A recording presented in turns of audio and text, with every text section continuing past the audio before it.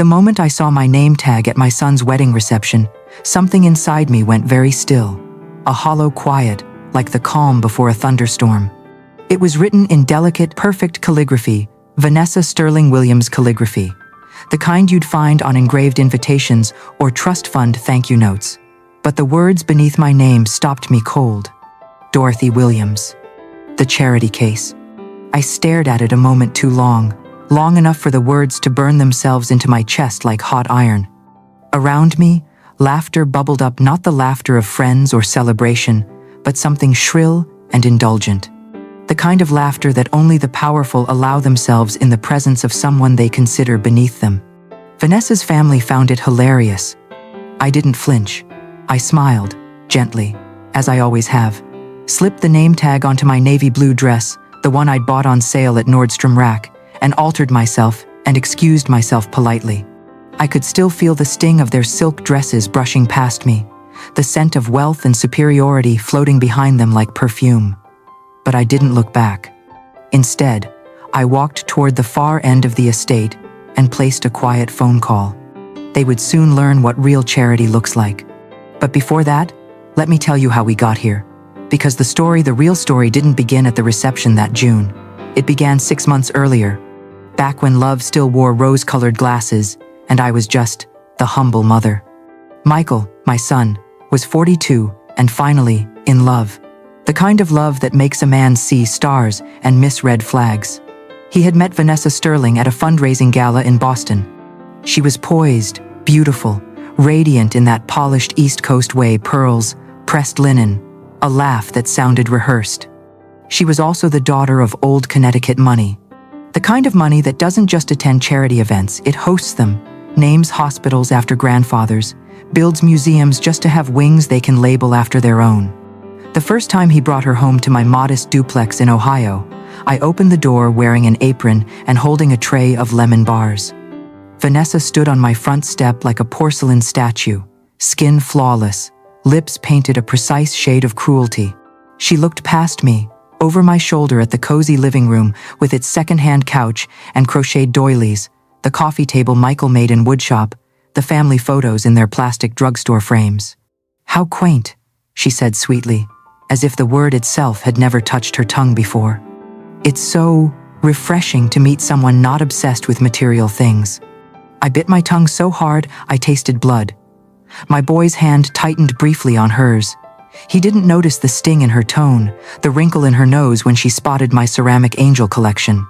Michael was happy, and I knew what loneliness did to a man who had spent most of his adult life taking care of others before himself. So I smiled, poured tea, and nodded along as Vanessa told me about her time abroad, her Pilates instructor, and how her parents always said the Midwest was underappreciated, a word that seemed to mean something worse than forgettable.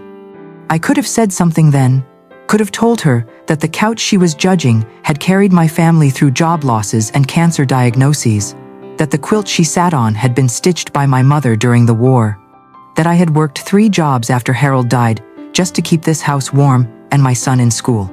But I didn't, because sometimes silence is strategy, and I'd learned long ago that the loudest people often know the least. I wasn't raised to flaunt what I had, and besides, the truth was, I had something they didn't know about. That would come later. The real shift happened at the engagement party. Held at the Sterling estate in Greenwich, it was less a celebration and more of an exhibition, a performance of wealth, where everything glittered a little too hard and smelled faintly of imported roses and judgment. Crystal chandeliers hung from hand-painted ceilings.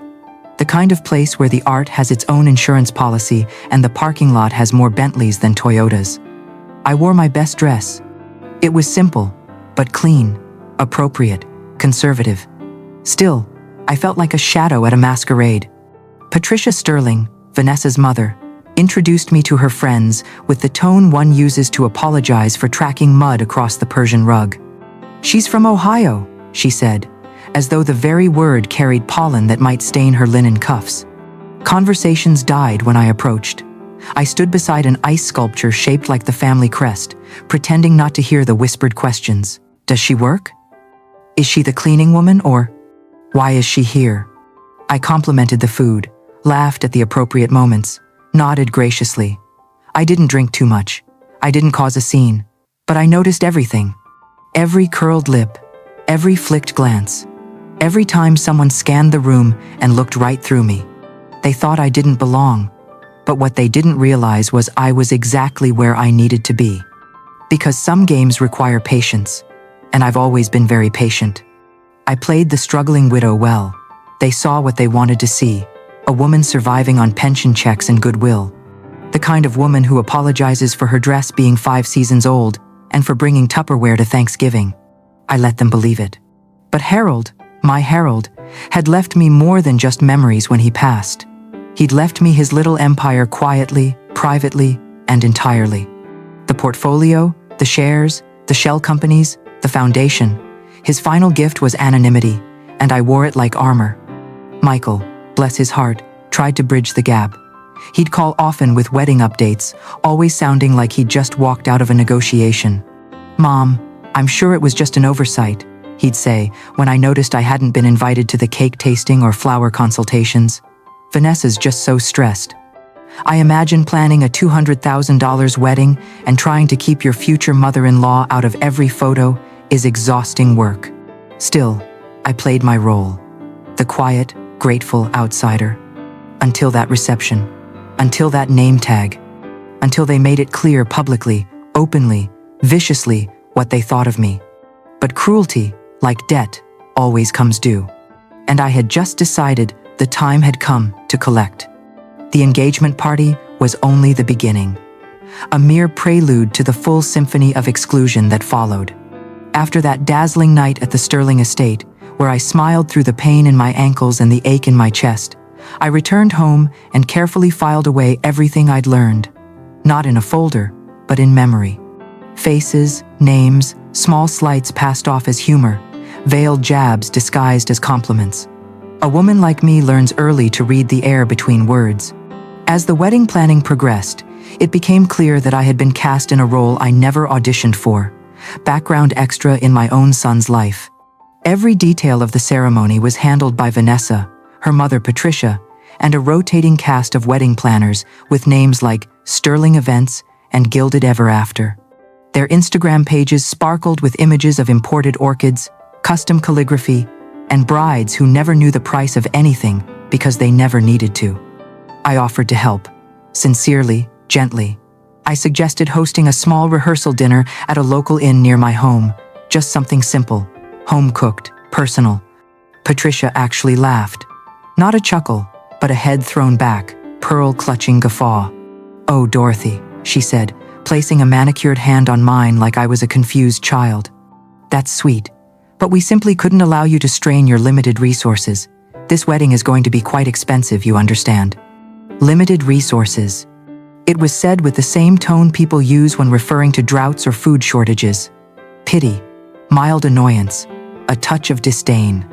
What she didn't know, what none of them knew, was that I could have paid for the entire wedding twice over and not noticed the dent. I had resources she couldn't begin to imagine. But I didn't correct her. Let her believe I was counting coupons in the produce aisle. That illusion had value. Because while they were planning the perfect wedding, I was studying the family like a business prospect. A company with a glossy exterior and hairline cracks beneath the paint. The bridal shower came next, a masterclass in faux generosity and real cruelty. "I wasn't originally invited," Michael had insisted. "Vanessa says she just forgot to include you," he explained, clearly embarrassed. "But she'd love for you to come." Forgot. Imagine forgetting the groom's mother. But I played along, told him I'd love to be there. I could already hear the whispering why she showed up, why she bothered. I chose my outfit carefully. A pale pink blouse with pearl buttons and a skirt I'd worn to Harold's memorial. I wrapped a silk scarf around my neck and took the bus to the country club, arriving just late enough to avoid the grand entrance. The gift I brought was a crystal vase from Macy's, $49.99 on sale. Elegant, practical. The kind of gift someone gives when they care, not when they're trying to impress. I had wrapped it myself, added a handwritten note. When Vanessa opened it, she paused long enough for the room to feel the tension and held it aloft, as though it were some strange artifact. How practical, she said brightly, her voice carrying across the manicured lounge. Every bride needs something from the discount store. The laughter was immediate, controlled, polite. The kind of laughter you hear in art galleries and private clubs, cultured and cruel. I smiled, nodded, sipped my champagne, looked around at the women in their silk shifts and Chanel heels, clutching flutes like daggers. Each of them laughed just enough to stay in the right circle. And I made note of every single one. That's the thing about growing up poor. You learn to listen hard. You learn to watch people who have power, how they move, how they use silence, how they wield kindness like a blade when they want to. I wasn't hurt. Not really. What I felt was something deeper, a tightening of purpose, a cold clarity. Because there's a difference between being excluded and being underestimated. The first wounds the heart, the second awakens something else entirely. Michael called me afterward. "Mom, Vanessa said you looked a little distant at the shower." "I'm fine, sweetheart," I said. "Just tired, long day." He paused, hesitated. "I know it's been hard, being around her family." "Yes," I said gently. "It's been enlightening." What I didn't say, what I couldn't say, was that watching Vanessa operate in her world of gold-accented cruelty reminded me of women I used to scrub floors for. Women who didn't learn their children's teachers' names, but remembered every server's mistake. Women who wore their wealth like armor, mistaking fear for respect. The truth is, I've worn uniforms too. I've stood in hallways while families laughed in rooms I wasn't allowed to enter. I've eaten lunch in supply closets and cried in storage rooms. But never, not once, did I believe I was less than anyone. Because dignity isn't handed out with invitations. It's earned in silence and proven in storms. I waited. I watched. I gathered everything I needed to know. And when the time came, when the orchestra played the opening chords of the wedding and the petals were strewn across the garden path, I took my place, unnoticed, undervalued, smiling. They thought they were watching me fade into the background. What they didn't realize was, I was stepping into the spotlight. Just not the kind they were expecting. The wedding day was, to the casual observer, flawless. A cloudless sky stretched above the Sterling estate, the air thick with the scent of white roses and old money. Photographers floated like dragonflies across the lawn, capturing every detail of Vanessa's $15,000 Vera Wang gown and the antique lace veil her grandmother had worn in 1952. It was the kind of wedding people feature in society pages, the kind that would look perfect in black and white on some high-end photo album they'd never actually open again. I arrived early, not to make a statement, but because I didn't want anyone to say I'd made one. My navy blue dress was modest, well-fitted, and precisely unremarkable. No one could accuse me of trying to upstage the bride, not in a dress from the clearance rack and shoes I'd polished myself. But it fit well, and it suited me. Sometimes, dignity doesn't whisper, it simply is. Michael looked radiant, nervous, the way all grooms do, even at 42. He grinned at me when he saw me in the crowd. My heart caught in my throat. No matter how old he was, he'd always be my boy. The baby I raised after Harold passed, the child I worked night shifts for, packed school lunches for, stayed up praying for. For a brief, dangerous moment, I allowed myself to believe that maybe I had misjudged Vanessa, that perhaps, despite the insults, the erasure, the cruelty, there was hope. Love can soften people. Sometimes. But then, during the ring exchange, she caught my eye. Her gaze, cool and unblinking, slid across the aisle and landed on mine. There was no warmth in it, no joy, just calculation. A small, victorious smirk touched her lips for half a second. It was the kind of look one gives a defeated rival or a servant who'd overstepped. And just like that, the illusion cracked. The reception was held in a sprawling tent lined with silk and chandeliers. It looked more like a royal gala than a family gathering. Tables were draped in ivory and gold. Each setting had personalized calligraphy place cards. I found mine easily, table 12. Of course, tucked between Michael's college roommates and their wives, nice people, but not family, not in the way that mattered. I glanced toward table 1, the head table where the Sterlings held court. Vanessa's relatives lounged like they were born into thrones, flutes of champagne in hand, as though their genes entitled them to the best sunlight and the softest seats. But I didn't mind my table placement. It offered an excellent vantage point. I approached my seat, and there it was. My name tag. Dorothy Williams. The charity case. Time slowed. I could hear my own breath, feel the blood pulsing behind my ears. Every conversation around me blurred into background noise. All I could see were those 3 words mocking, gleaming in gold ink. It wasn't just rude, it was surgical, a premeditated strike, the kind of cruelty that doesn't happen by accident. Vanessa had planned this, smiled while she wrote it. Imagined me sitting down, seeing it, shrinking into myself like a character in one of her polished little social games. Patricia gasped when she noticed, placing her hand to her throat with the flair of a woman used to performing scandal. "Oh my goodness, Vanessa, darling, surely this is some kind of mistake." But Vanessa didn't blink. Her voice was calm, light, sugar-laced and sharpened. "No mistake at all," she replied smoothly. "I thought honesty was important in family relationships." Then, turning to me with a smile that could cut glass, she added, "Don't you agree, Dorothy? We wouldn't want anyone getting ideas above their station." The laughter started at the end of the table, low and indulgent. Richard Sterling let out a booming chuckle. Others joined in, cautiously at first, then freely. And I stood there, holding the card. There are moments in life when everything crystallizes, when who you were and who you are becoming meet in a flash of clarity. I smiled. Not with bitterness, not with rage, with something colder. "You're absolutely right, Vanessa," I said, slipping the name tag gently into my purse. "Honesty is very important. I think it's time for some honesty all around." Then I turned and walked away. I didn't run. I didn't cry.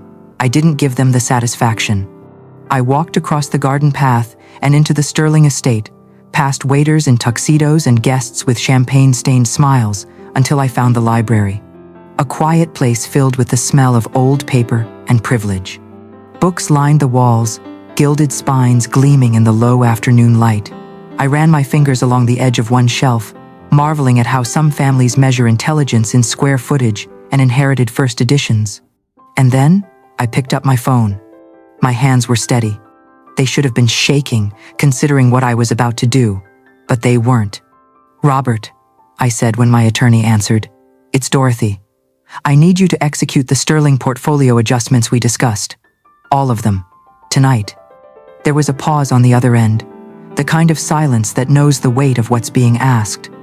"Dorothy, are you certain? This will trigger cascading defaults. Once we pull, there's no going back.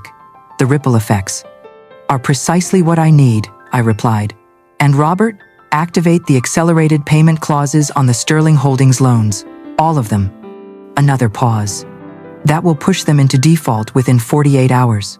I stared out the window at the laughing crowd, the way Vanessa floated between tables like a victorious queen. 48 hours should be sufficient," I said softly. "And if they try to negotiate..." I thought of the name tag in my purse, the laughter, the vase, the months of being ignored, diminished, insulted. "Tell them," I said, "the charity case sends her regards." I ended the call and slipped my phone back into my bag.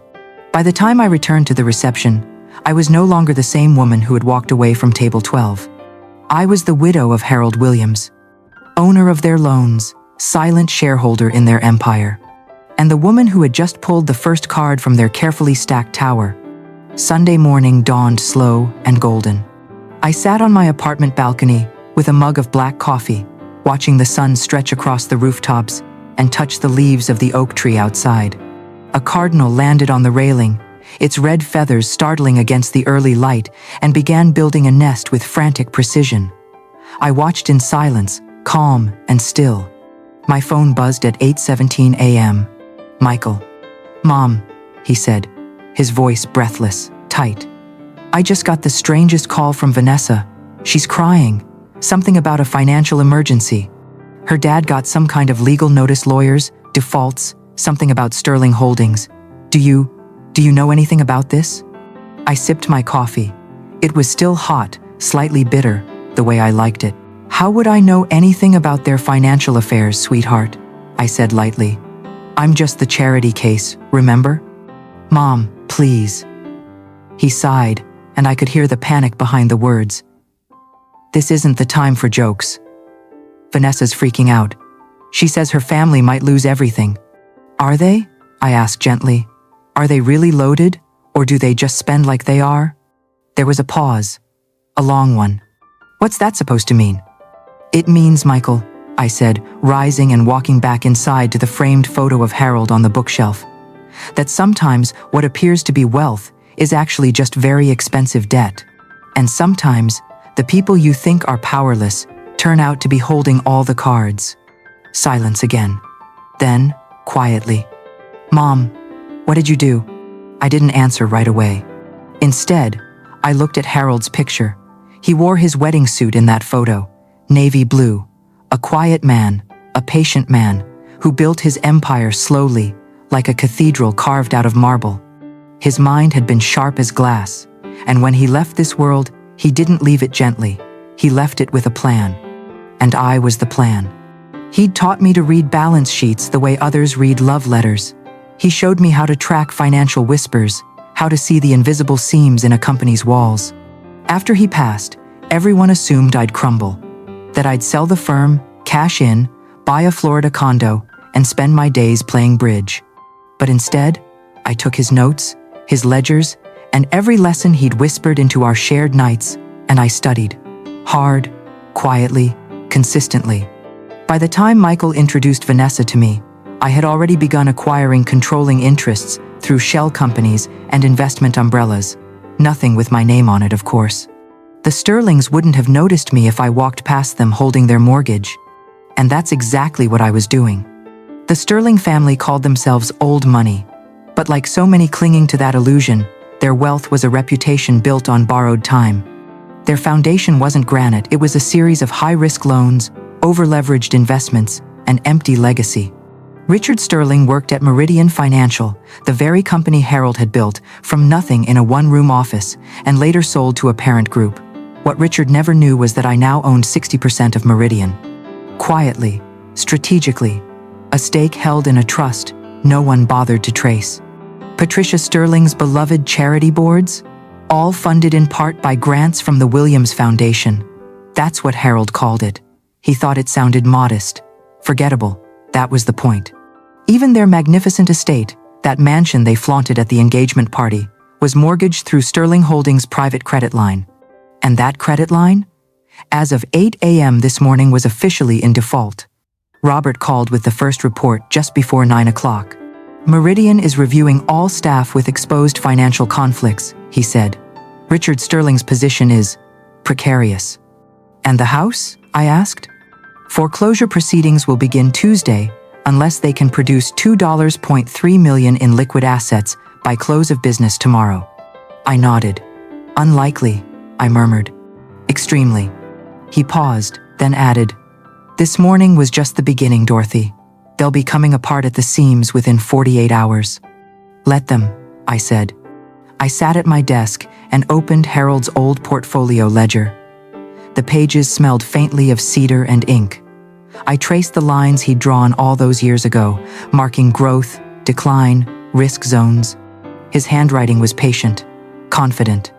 I could almost hear him saying it again. The secret isn't in having money, Dorothy. It's in knowing what money does to people, and who they become when it disappears. At 10:30, Michael called again. Vanessa's parents are freaking out, he said, his voice strained. They're talking about selling the house, firing staff, canceling the country club membership. Her dad's worried he'll lose his job.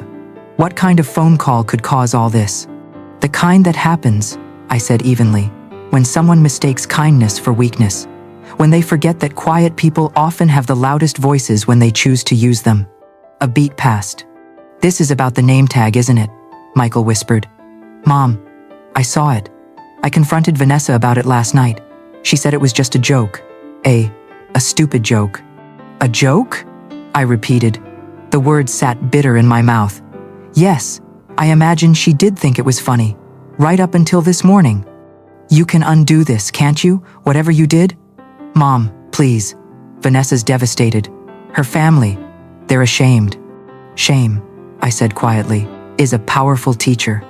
But this is extreme. I stood and walked to the window, the phone still pressed to my ear. The cardinal was gone, but its nest remained. She humiliated me publicly, Michael. At my own son's wedding, she called me a charity case, to my face, on paper, and everyone laughed. I know, she was wrong, so wrong. But does it have to be this? Does it have to be destruction? No, I said gently. It has to be truth. Because the truth is, I didn't destroy anything. I simply removed the illusion. The Sterling family wasn't wealthy, they were inflated. And all I'd done was deflate the balloon. Now, I said softly, we see what Vanessa does when she learns what real charity feels like. Michael was quiet. Then, what are you going to do? That depends, I said, reaching for my planner. On what? On whether your wife is capable of learning. I hung up, and I waited. The dominoes had begun to fall, one by one, slowly at first, then faster, louder, crashing through the fragile house they'd built on borrowed elegance. But this wasn't vengeance. This was the first chapter of their education. The call came Monday afternoon. Vanessa's voice, usually smooth and practiced like a PR statement, was ragged, frayed at the edges, like silk pulled too tight. Dorothy, she began, I need to speak with you. Please, can we meet? I could hear her pride struggling for breath. It was a strange thing, hearing desperation from someone who once looked through me like I was part of the wallpaper. Of course, dear, I said gently. I always have time for family, even for family who thinks I'm a charity case. The silence that followed told me everything I needed to know. I chose the meeting place with care, Marlowe's Diner on 5th. Vinyl booths, oversalted hash browns, chipped mugs with lukewarm coffee. The kind of place where no one puts on airs because no one has time to. The kind of place that teaches humility without saying a word. She arrived at exactly 1 p.m., punctual even in crisis. Gone were the heels, the blowout, the manicured fingers. Her makeup had been applied hastily, if at all. Her blazer hung loose on her frame, like a costume she no longer knew how to wear. She looked like a woman who hadn't slept, which, judging by the dark crescents beneath her eyes, was likely true. Thank you for meeting me, she said quietly, sliding into the booth across from me. The red vinyl creaked beneath her. She picked up the laminated menu and stared at it like it was written in a foreign language. I don't know what to order. The meatloaf special is good, I offered. Very affordable. I imagine that's important to you now. She flinched just slightly, but she nodded. When the waitress came, a tired woman named Dolores, with a fading tattoo of a rose on her forearm. Vanessa couldn't even meet her eyes. I watched her, this woman who once laughed over $1,000 dinners, now reduced to silence by a diner waitress and a $9.95 lunch special. So, I said, folding my hands, what can I do for you, Vanessa? She swallowed hard. Her lip trembled. My father, he might lose his job, the house, the estate. They're being told to vacate in 72 hours unless they can produce the full amount. My mother hasn't stopped crying since yesterday morning. And Michael, her voice caught. He doesn't even know what to say to me. I stirred a packet of sugar into my coffee. Slowly, precisely. And what does that have to do with me? She looked up, then really looked, for the first time since I'd known her. Not through me, at me. Michael said, you made a phone call. That you might know people. That you could fix this. Fix it? I repeated. Is that what you think I do? Fix other people's messes? Her voice dropped to a whisper. Please, I'm asking for your help. I leaned forward slightly. Help is a funny thing, Vanessa. People like me, we offer it quietly, with hands calloused from work. People like you never see it until it's the only lifeline left. She blinked rapidly, as if holding back tears. I was wrong, she said. So wrong about you. I was angry, stupid. I took it out on you because I didn't know how to deal with not being in control. Are you apologizing? She nodded, once. Yes, I'm sorry. Good, I said. That's a start. Then I reached into my purse and pulled out a folded piece of paper. I slid it across the table toward her. These, I said, are my conditions. She unfolded the paper with shaking hands, scanning each line. Her breath hitched as her eyes moved down the page. You want me to work as a cleaning lady? For 6 months, I said. Not just any cleaning lady. You'll work for Sunshine Cleaning Service, the same company I worked for after Harold died. Her mouth opened, but no sound came out. I mopped floors, scrubbed baseboards, cleaned toilets. I made just enough to keep the lights on and food in Michael's lunchbox. I was invisible to people like you. But I don't know how. Then you'll learn, I said. Education is important, don't you think? She swallowed hard. The second condition, I continued, is volunteering at the homeless shelter downtown every Saturday for the next year. You'll serve meals, clean up, and help with intake. You know, the one your mother's board pretends to fund it. Vanessa looked stricken. The third condition, I said, sipping my coffee, is that you move into my apartment building, a studio unit. You'll live there until you can afford something else, on a cleaning lady's salary. Her voice, when it finally came, was barely audible. And if I agree to all this, I'll make some phone calls, talk to Meridian, the banks, see what can be done. Perhaps even ensure your father not only keeps his job, but gets promoted. She looked up, startled. You can do that?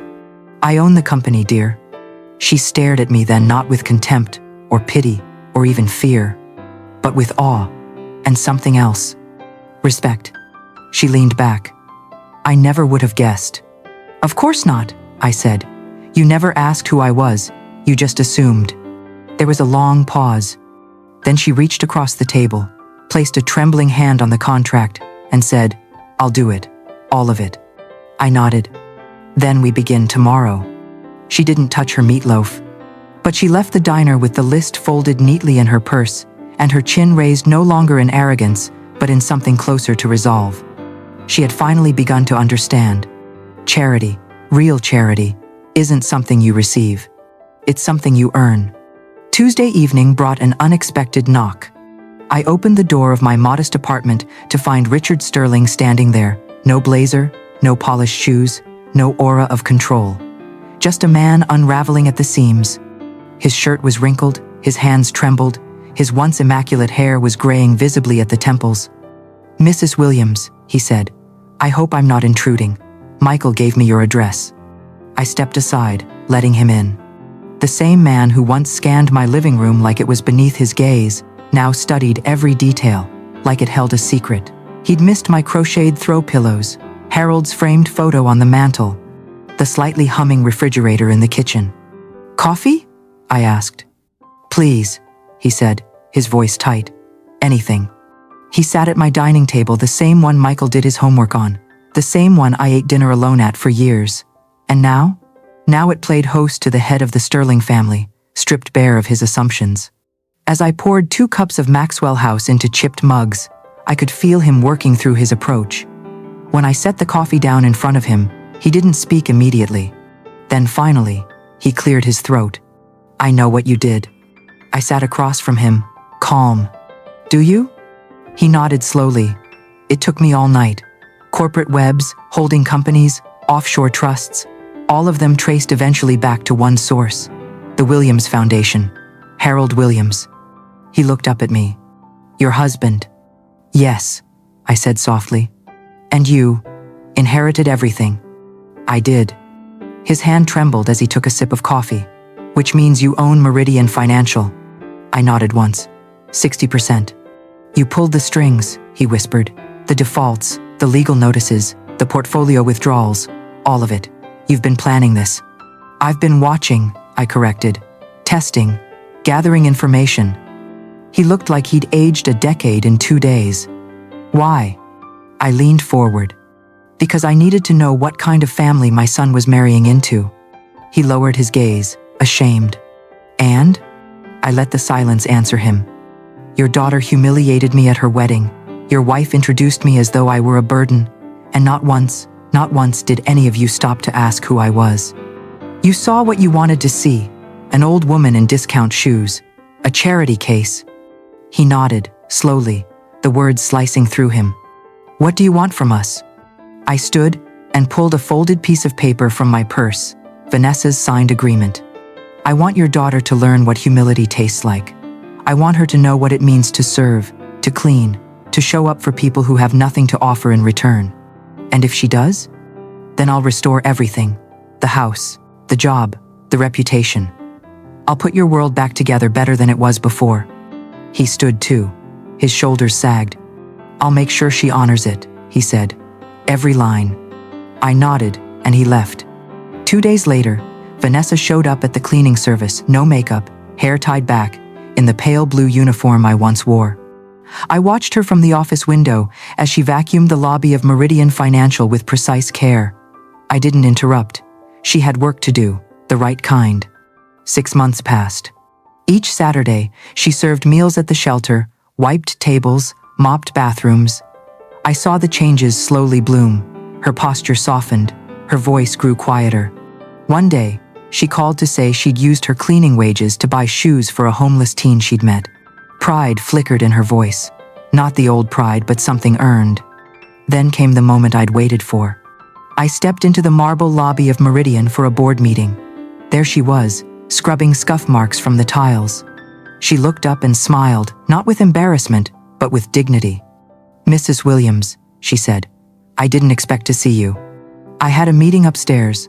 Thought I'd check on how you're adjusting." She wiped her brow. "It's hard work, but I'm learning. I'm better with my hands than I thought." "Not surprising," I said. "You always had an eye for detail. You just never had to use it." She smiled. "Maria at the shelter teaches me Spanish now. I help her with homework." "How's the apartment?" "Small, but comfortable. I'm actually going to miss it." I reached into my purse and handed her a sealed envelope. "Your father's promotion was announced this morning, Senior Vice President. A significant raise." Her hands shook as she opened it. "And the house?" she whispered. "Being placed into a family trust. It will never be in jeopardy again." Tears slipped silently down her cheeks. "Why are you doing this, after everything I did to you?" I touched her shoulder. "Because you passed the real test. Not the one where you insulted me, but the one where you changed. You learned what real wealth is, and who you are without it." Sunday dinner came the following week. Vanessa cooked. It wasn't good, but it was honest.